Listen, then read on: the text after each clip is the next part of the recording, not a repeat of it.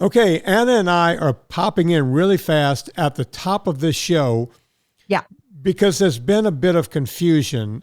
Yes. Um, Anna, people think that we will be at KetoCon in April. We've seen a lot of that.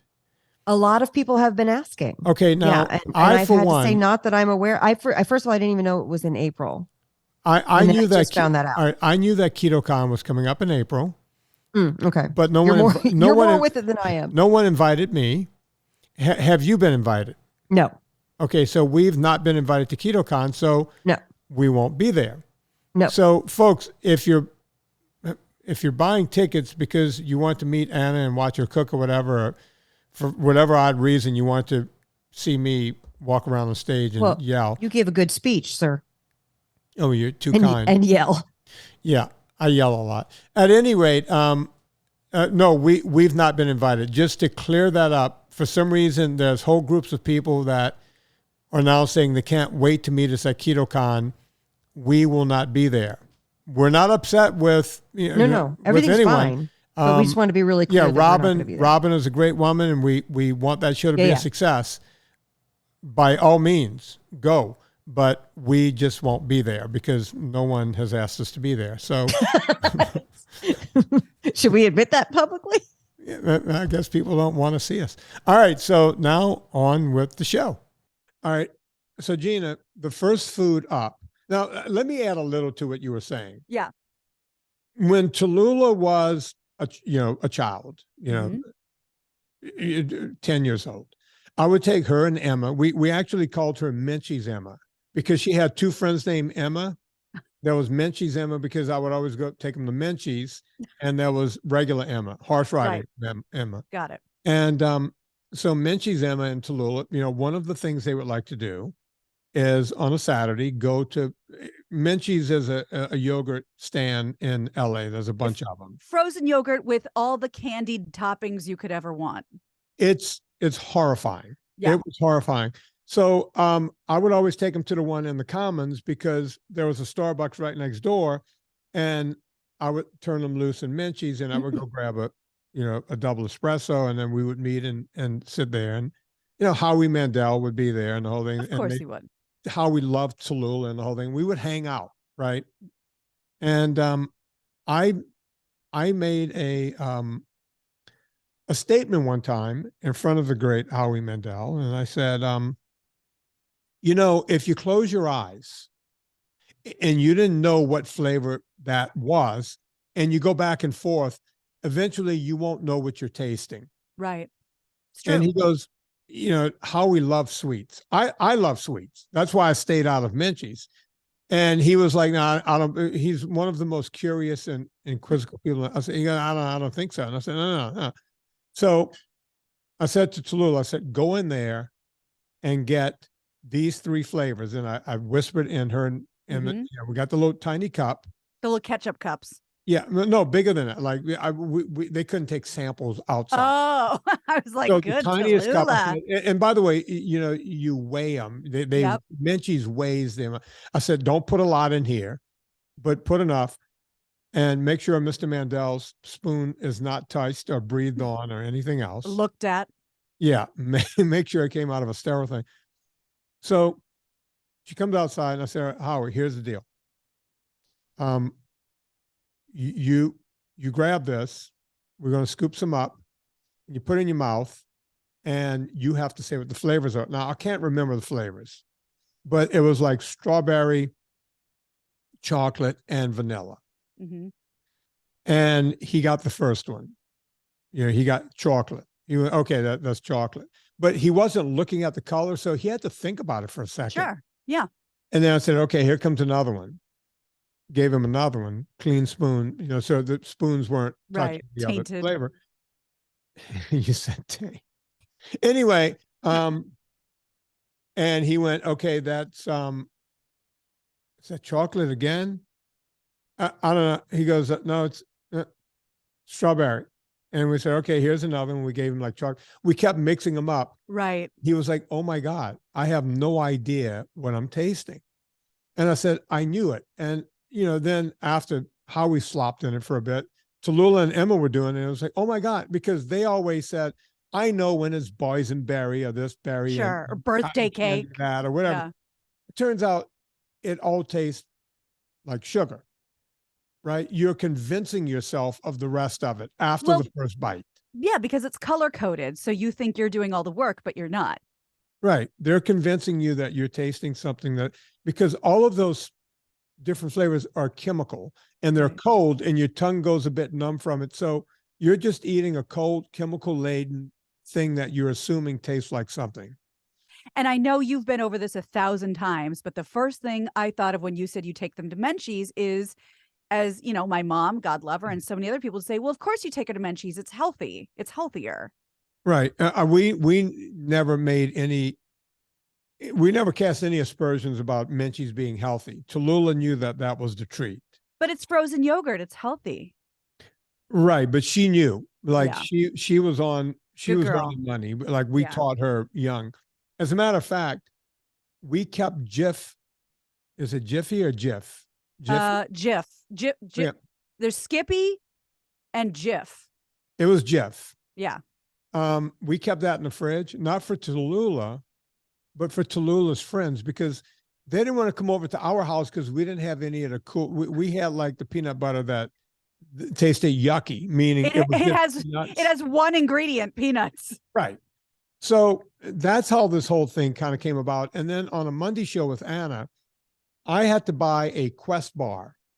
I was doing one of my little videos. Andy wanted me to do a video, and the Quest bar was still sitting on my desk after I did the video. I did it for my NSNG Foods account. And Anna and I started talking about it. And I said, I've never tasted, the last time I tasted a bar, it was called a power bar. And if Oh, you yeah. the package, it just looked like a spleen, right? It was just this kind of gooey thing. There was no chocolate on it or anything. And back in the mountain bike days, that was one of the things. And I said, oh, this is going to taste something like that. And on the outside, it showed like, it looked like a Snickers bar on the packaging. It showed nougaty and nuts and the whole thing. Yeah. When I take it out, it didn't even have chocolate on it. But I took a bite of it and I swallowed it. It was a tiny bite. I swallowed it, and that aftertaste stayed in my mouth for about an hour. My espresso could not get that taste out of my mouth. See, you're like a person who you see different shades that we see. Like you see colors brighter. You see, it's not just green, it's a specific kind of green. The rest of us are our taste buds have been sleepwalking through most of our lives. So for us, it just tastes like whatever they tell us it tastes like. So for you to be able to decipher that, like I know what a Diet Coke tastes like, and boy, is it delicious. But if I don't drink it for a long time, and if I'm really doing what I'm supposed to, I take a sip, I can't take another sip. Right. It doesn't, you see, and I don't even know from that. Look, I've been tasting coffees my entire life. And when I started a coffee company, we would go to cuppings. It's called cuppings, to try different stuff.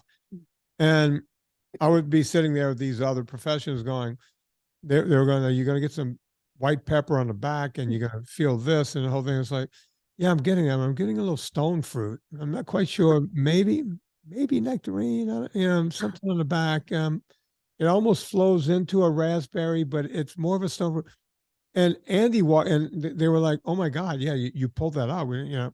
But guys that have been tasting stuff, and look, my cousin was Sebastian Ambrosia, one of the great chefs that worked for the Brennan family in New Orleans. Of course he was. And he had a radio show, Cooking with Ambrosia, in New Orleans, WWL, the biggest radio station, the biggest AM station in the United States. Was his last name really Ambrosia?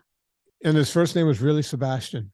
Oh, that is like the dreamiest name I've ever heard in my life. His mom was my Aunt Paulina Tortorich, and Sebastian Ambrosia. He married to an Ambrosia, and her son was Sebastian Ambrosia. I mean, you're walking around with that name, you have to become a famous New Orleans chef. There is no other option. If you were a claims adjuster, I'd be so disappointed. He's probably been off the air he's my dad's age, so he's been off the air for years, but look up Sebastian Ambrosia, WWL, and see if you can find anything on this guy. he taught me the love of tasting and food. And did he come up? A picture comes right up. Let's see, big nose. Buster Ambrosia. It's like a watercolor, like some sort of a painting. That would have been done by his daughter, Micah. Oh my Micah, God. his daughter's a famous artist. Mikey is about my age, and Daddy, Chef Sebastian Buster Ambrosia painting. Yeah, this painting is on everything. Is it his daughter? Yes. It Mikey? Yep. I think she goes by Misha or something like that now. Oh my God. That's my little cousin. We hung out. Incredible. We hung out when we were kids. At any rate, she's an amazing, I come from that kind. See, I have no discernible talent. That's my family. You're looking at my family and you look around and go, you're such a dullard compared to these people. Yep. Misha Ambrosia, another great name. Yeah, that's his daughter. Oh my God. We all called her Mikey. So I need to get in touch with Mikey. It's been a while. At any rate, Buster was this famous chef. He was on the radio for like 30 years, cooking with Ambrosia, the WWL radio show, all the truckers that, because WWL would go from Florida. They had a signal from Florida all the way through Texas. That's how strong that signal was. AM. That's impressive. It had to be AM or else it wouldn't have happened. And he taught me the love of tasting, right? He would bring me this, taste this, get this, slurp it, get it on the back of your tongue. People think you just do that with wine. Mm. You do it with everything. I do it with scotch. I do it with coffee. I had to teach Andy when we went to the coffee business. I bought this kit, a couple of $100 of all these different smells. And I would sit there and coach him and test him. All right, now smell this.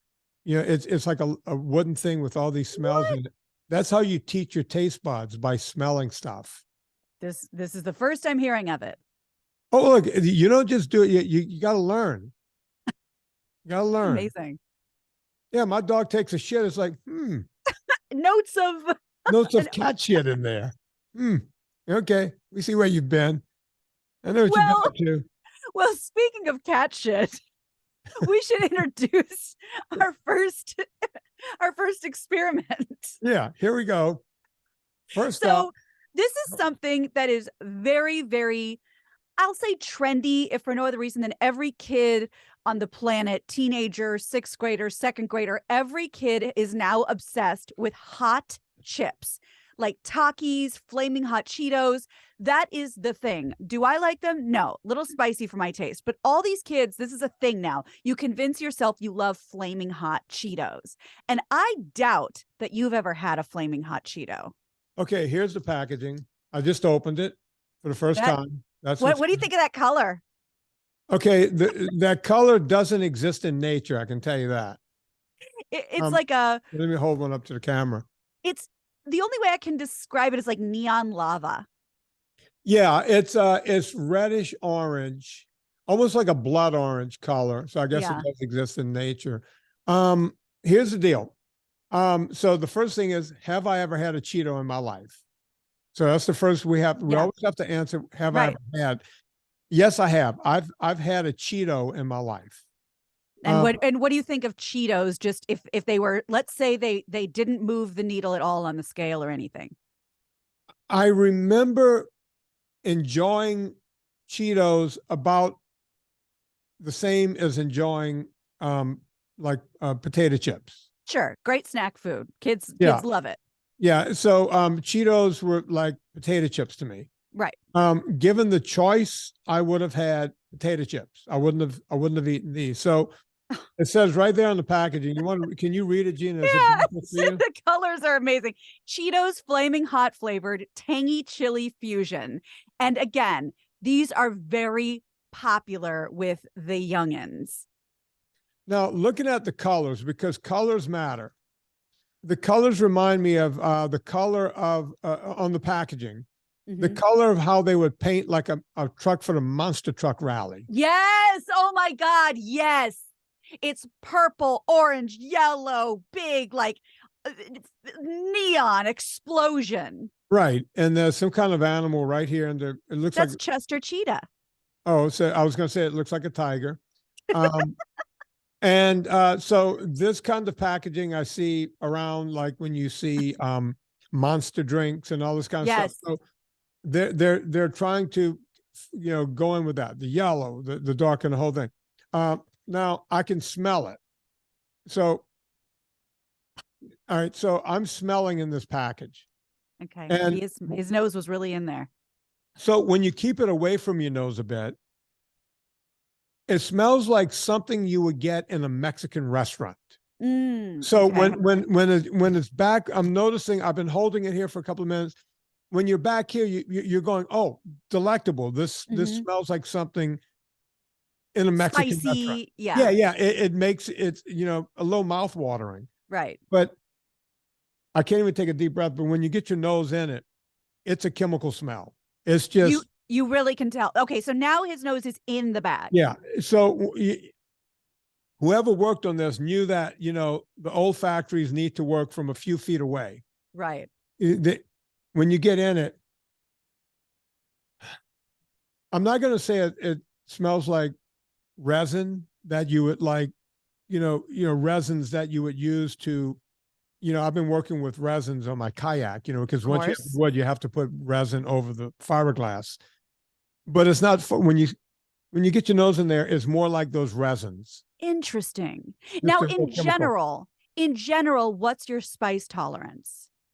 I'm Italian, but I grew up in Cajun country. I literally put cayenne pepper on my eggs in the morning. Okay, good, because this won't be, I can't really tell because it's so spicy. I can't eat. So you'll eat it and you'll swallow it, and it won't be that big of a deal. Right. I've never I wouldn't do any of those Scoville scale things that go to like the Carolina Reaper. Yeah, or even before that, before there's some ghost pepper. The ghost pepper. I would never eat a ghost pepper. There's nothing delightful. Well, you're not. You're not a stunt guy, but you can handle a little heat. Yeah, like you said, you're Cajun Italian. Yeah, I grew up with Cajun food. Do you know the secret behind not having spicy food hurt you? No. You got to get it past your lips. Really? Don't get it on the lips. That's a rookie move. I didn't know that. Move. That's why with the crawfish, because you're sucking the head and they got all that cayenne on the head, it'll get your lips a little bit. That's good to know. I was going to make some joke about it burning coming out, but I don't think you're going to have too much trouble with these. So we'll see. All right. So I have a nice size one here. Oh, that looks like a caveman club. All right, here we go. I'm going to mukbang it. I'm going to do it closer. Mukbang? Most people like when you mukbang. Here we go. Yeah. Chewing it. Thinking. He doesn't look particularly pleased, but he doesn't look scared. Okay. He's analyzing. The pepper flavor to it is like a jalapeno flavor. Okay. So, but it's not true jalapeno. I guarantee you there's not real jalapeno in here. Can you pull up the ingredients somehow? Oh, God. Gina? Sure. Because there's no way there's actual jalapeno in here. Now, I haven't read the ingredients. It's too small for me to read on the package. I could tell you this. I can read the carbohydrates. Per serving, it's 15 grams of carbohydrates. But this bag, which most people would look at as a serving, there are 9 servings in here. So this bag has 135 grams of carbohydrates if you eat the whole thing. But I'm not sure that this is good for your health. What was your first clue? The packaging? Well, go ahead, Gina, and start reading through some of the ingredients. All right. I'm just going to start from the top. Enriched cornmeal. That's cornmeal, ferrous, sulfate, niacin, thiamine, riboflavin, folic acid, vegetable oil, corn, canola, and or sunflower oil. 3 oils. 3 seed oils, by the way. Maltodextrin made from corn, salt, citric acid, sugar, monosodium glutamate, MSG, dextrose, spices, including chili pepper and red pepper, garlic powder, onion powder, red bell pepper, artificial color. Are you sure?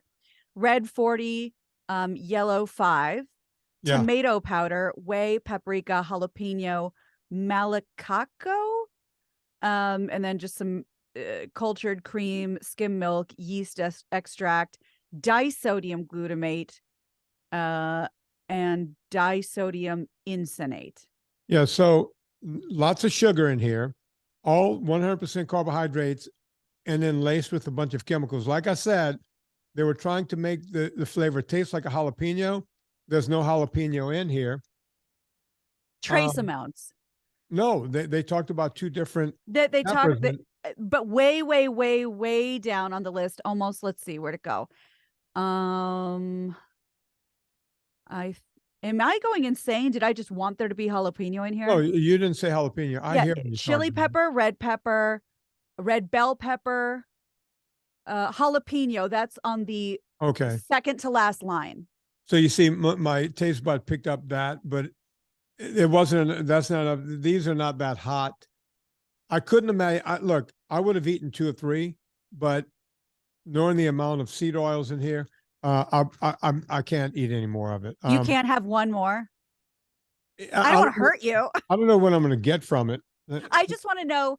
Okay, this is the last one.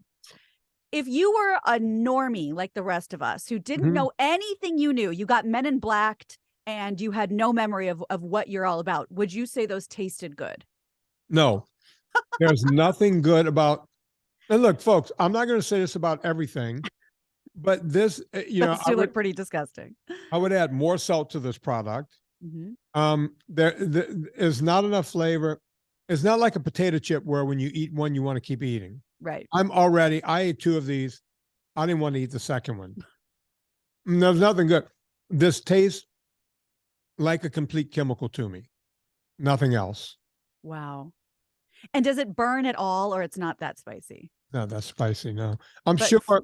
Here's the other thing. From the picture, it has fire on the front. But I'm sure if I just kept eating them and eating them, there would be a buildup of spice at some point, kind of like crawfish or anything else. But it's just not it doesn't taste good. I couldn't imagine anyone enjoying that product, and you're telling me it's a very popular product. That's what you pulled like chili infusion or whatever. That is one of many subsects of the flaming hot Cheeto market. It is huge. It's not just, Cheetos. It's not just flaming hot Cheetos. Now it's flaming hot Cheetos, chili infusion, flaming hot Cheeto, and Takis. That's the other brand. There's blue Takis, nitro Takis, fuego Takis. I mean, I've seen them all because I see what's in these kids' lunch bags. Yeah. Look, if you said, Vin, you had to eat a bag of Zapp's barbecue potato chips, I would have to harm that bag. Because that's one of those things that, I love the barbecue flavor and the whole thing. And it's potato, which is sugar, that's sugar, potato sugar. I'm a sugar addict, so I stay away from sugar. That's why I have a big coffee here after I'm tasting this stuff, because next show we're tasting another one. I just can't sit around and do that.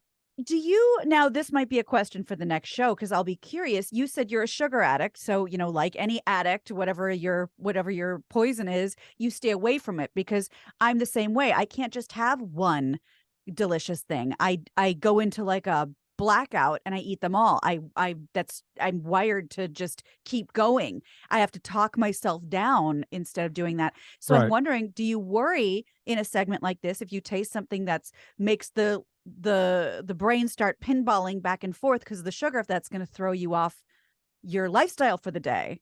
No, with me, that's why this is not regular coffee. This is a big mug of espresso. It's already cold, but it's bitter. This is how I've always been able to break the sugar cycle, with a bitter, just an overly cooked cup of espresso. Wait. Shot in here. There's 4 or 5 shots. Wait. This might not be a big deal to you. This sounds like a huge life hack, as they say, for the rest of us. I've never heard this before. So talk a little bit about that, because I've never heard of this. I know that if you have like a piece of pie and you have a delicious coffee with some cream and it all is in perfect symphony and then you want more, but you're saying you're not going for yummy when you do what you're doing. Right. So when I have my pecan pie once or twice a year, then I always make sure I have a cup of coffee, because a big cup, a big stinking cup, because otherwise my brain is just stuck. Now, I don't know if this is a hack for anyone else, but it works for me. That's why, here, I've talked about it on the Monday show with Anna, but I don't talk about it much because I don't know if that works for anyone else. I'm just saying, for me, that's my thing. I set it up ahead of time. Before I eat anything, I set up the coffee. And like you just said, it's not because it's working in delicious harmony. It's like it literally breaks the cycle, the sweetness cycle, to just have that shot of something bitter. That's correct. Wow. I think that's Yeah. something that we can all definitely try and see if it works for us, because that's a great idea. And again, not something creamy and delicious and fatty. That's something you might have, for breakfast. This is literally to break the sugar cycle in your head in that moment. I've also used things like sour cream and yogurt. So that same principle, something sour, Pungent. maybe slightly pungent, just to get it out of my system. I have a whole thing of water here, in case I have to go to it, but I don't want to keep drinking water because I'm going to have to go pee. But I have this ready because, wow, I've been doing the coffee hack for years. I think we've all learned a lot. I've never heard of that before. That's a great idea. But you see, I don't like saying it, Gina, because it works for me. Right. And you've made that clear. But now I'm very interested in trying that, because when you know so much about coffee, you have a coffee company, you get coffee. The thing that I find interesting about this is you're not saying because it's so delicious, because it cures what ails you, it hits the spot. It's doing the exact opposite. It's breaking that yummy ping pong going around in your head because it's bitter. And it's keeping you from craving. Yeah. And part of the craving is, sugar, it doesn't just cause us to release insulin. It also, there's ghrelin and leptin and cortisol, that's all released too. And if that's released over and over again, you become resistant to those, just like you become insulin resistant. So the switch is now thrown in the wrong direction. And for anyone, I'm not going to talk over your heads. Insulin is the hormone that goes in to cover sugar, and it turns into a long chain triglyceride and stores it as a fat in your fat cells, because that's what a triglyceride is the fat molecule. And the other thing that happens is ghrelin is the hormone to make you feel hungry. But when you're always pressing on that and you're always releasing it, you lose the sensitivity to ghrelin, and you always feel hungry. Right. Especially when you eat sugary things. You ever notice you eat sugary things, you want to eat more sugary things? Absolutely. And I'm not even a sugar person. That just happens because I'm human. Yeah. And for anyone who can never remember which one leptin is and which one ghrelin is, I'll give you my little secret, because I always get them confused. Ghrelin, my stomach's growling. I'm hungry. That's how I keep them apart. But yeah, that's a good way to think of it. And leptin is the one where you never feel full. Right. So those are two things. Well, I'm sorry you have to abuse your body for science, but I think this segment has legs, because I could watch you eat this stuff every week just to get your take on it. Yeah, and we're going to do it every week. I mean, I think this is a great thing to do, and maybe it'll help people. And we're going to bring whatever Gina tells me to bring in. I got a list. Yeah. I will bring in every week and try them. No. There's no within reason. I have stuff on here you wouldn't feed to your worst enemy, and I'm sorry. This is the first I'm hearing of within reason. I got a list. Gina, I had Serena. I dispatched Serena. I was like, honey, I got meetings all afternoon. I need flaming. I wrote it down. I need flaming, not regular Cheetos. No.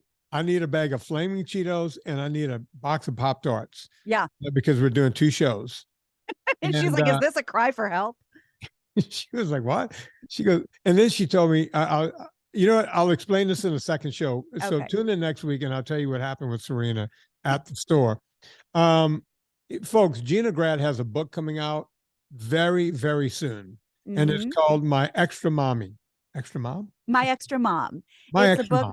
It's a book for families who are dealing with divorce and step parents and anyone you know that has I guess these days everything's non-traditional, but a non-traditional family setup. We have one here and it has helpful tips. It's a kid's book and I hope you love it. It's called My Extra Mom and it's on Amazon. But of course, there's only one way to get to Amazon.